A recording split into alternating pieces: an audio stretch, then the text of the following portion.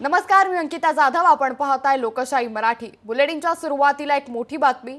नागपूरमध्ये 16 डिसेंबर ते 21 डिसेंबर दरम्यान हिवाळी अधिवेशन होणार आहे. विधानसभा आणि विधान परिषद या दोन्हीही सभागृह आता सज्ज झाले. आजपासून मुंबई विधिमंडळ सचिवालयातील कर्मचारी विधान भवनात येण्यास सुरुवात होणार आहे. आमदारांच्या टेबलवर टीव्ही स्क्रीन लावण्यात आली असून माईकची नवी व्यवस्था देखील करण्यात आली आहे. आमदारांनी उपस्थित केलेले प्रश्न थेट टीव्ही स्क्रीनवर दिसणार आहेत.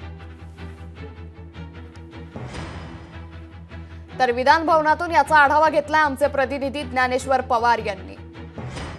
नागपूरमध्ये हिवाळी अधिवेशन 16 डिसेंबर ते 21 डिसेंबर दरम्यान पार पडणार आहे. काल स्वतः विधानसभा अध्यक्ष राहुल नार्वेकर यांनी जे आहे ते अधिवेशनाची तारीख जी आहे ती जाहीर केली आहे. आणि एकूणच आपण पाहू शकतो की नागपूरच्या विधान भवन परिसरामध्ये जे आहे ते अगदी शेवटच्या टप्प्याचा जो आहे तो हात आता कामकाजाचा फिरवला जातो. एकूणच रंगरागोटी जी आहे ते पूर्ण विधान भवन परिसरात या ठिकाणी करण्यात आले आहे.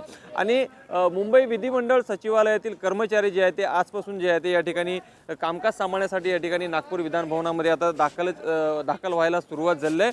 एकूणच जर पाहायला गेलं तर यावेळेस जे आहे ते विधान परिषद आणि विधानसभा या दोन्ही सभागृहामध्ये मोठे बदल जे आहे ते एकूणच बैठक व्यवस्था आसन व्यवस्थेमध्ये या ठिकाणी करण्यात आल्याचं चित्र सध्याला नागपूरच्या विधान भवन परिसरामध्ये दिसते.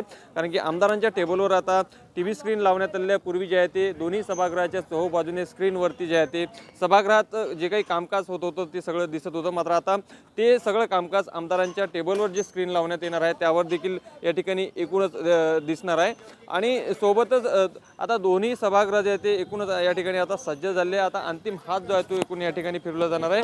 आणि जवळपास एक आठवडा जो आहे तो हिवाळी अधिवेशन नागपूरमध्ये पार पडणार असून विधान भवनामध्ये जे आहे ते आता अंतिम टप्प्यात पूर्ण तयारी आली असून आता सचिवालयातील कर्मचारी देखील या ठिकाणी दाखल व्हायला सुरुवात झालेली आहे. लोकशाही मराठी करता मी ज्ञानेश्वर पवार, नागपूर. लोकशाही मराठी ऐका, पहा, जागरूक रहा.